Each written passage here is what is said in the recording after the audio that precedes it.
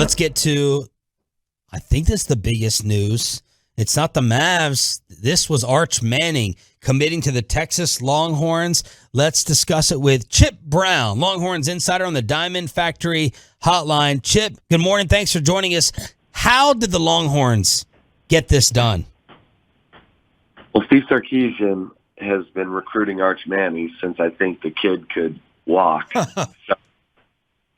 he developed a good relationship with Arch and just, didn't put a bunch of pressure on, just told him, how much he wanted him. And I think the Mannings felt comfortable with Steve Sarkisian, and I think Arch wants to try something a little different from what his uncles did, although Texas is going to end up in the SEC while Arch is at Texas. So,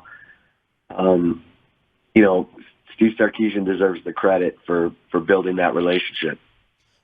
When is the last time, we were trying to debate it in the state, but when's the last time you can remember this type of reaction and excitement with a Longhorn commit or any player making their decision in the state of Texas? Anything matching this energy?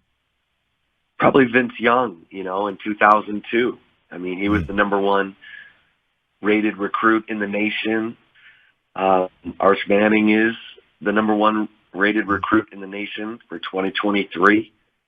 And Texas actually has the number one rated recruit for 2021 now in Quinn Ewers, who transferred in from Ohio State. So, Steve Sarkisian, he needed to cash in on the momentum of his time as a, superlative offensive coordinator at Alabama.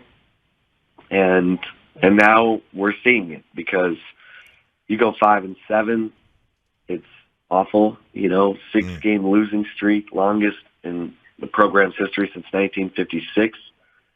You got to have the off season of off seasons, and Steve Sarkisian's having that. And I think as long as he shows forward progress, Arch Manning will sign on the dotted line on that national letter of intent. Chip, you mentioned Quinn Ewers. What is this? What was his role in this? Like, I have heard that he was like, attached at the hip to Arch in his time, his weekend there. Does this do anything or change anything about his future with the Horns? Well, he's seen as the guy for 2022, and then as the guy in 2023. And then he's draft eligible, and he would hand it off to Arch Manning in 2024. So he's got to live up to it. He's got to play like Trevor Lawrence. He's got to be a guy that is 3 and done. His first year was at Ohio State. It was a lost cause. But he's going to, if he lives up to the hype, he'll be the guy this year, he'll be the guy next year, and then he'll hand it off to Arch Manning. Chip Brown joining us on the Diamond Factory hotline. What's the scouting report on Arch? We know about the last name, but what did all the coaches fall in love with? What does everyone fall in love with in terms of this kid as a player? Yeah, it's the preparation. He's just prepared. He gets the game. He can see it. He can read it. He's a great teammate. In addition to being, big, strong, and accurate. And so, he's an interesting personality type. He's pretty chill, which I think is really interesting because so is Quinn Ewers. I mean, they're both kind of, men of few words, but the guys attract people, There's a Pied Piper effect.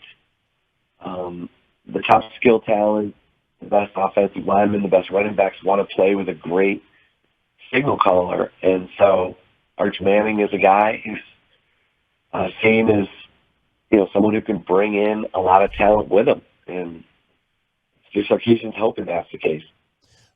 Has there been any indication, we were talking about this earlier, has there been any indication about a timeline? Like, will they go and make the move to the SEC before that 2025? I think it'll be 2024. I don't think there's any way in hell that ESPN is going to take over the broadcast rights, SEC football, and not have Texas and Oklahoma when that contract begins in 2024. And, that's what sources are telling me, so we'll see. So Arch will never play a Big 12 game then, most likely. Probably not. You can buy stock in these three programs, put them in order. The Longhorns, the Aggies, or the Sooners over the next 5 years? Well, you got to have the quarterback. Tom Brady has proved that. So, I think Texas Longhorn fans would say, put Texas at the top of that stock if we're buying it for the next 5 years. And your order? Well, I think the Aggies have, the best talent right now on the lines. They're a little bit ahead of Texas right now in terms of where their talent level is. But, we're going to find out. Steve Sarkisian has only won 9 games as a head coach, and he did it at USC before he got fired. So, Jimbo Fisher's won a national championship. I love Jimbo Fisher. I think he's, a top coach. We got to see if Steve Sarkisian is. So, I think it's pretty close.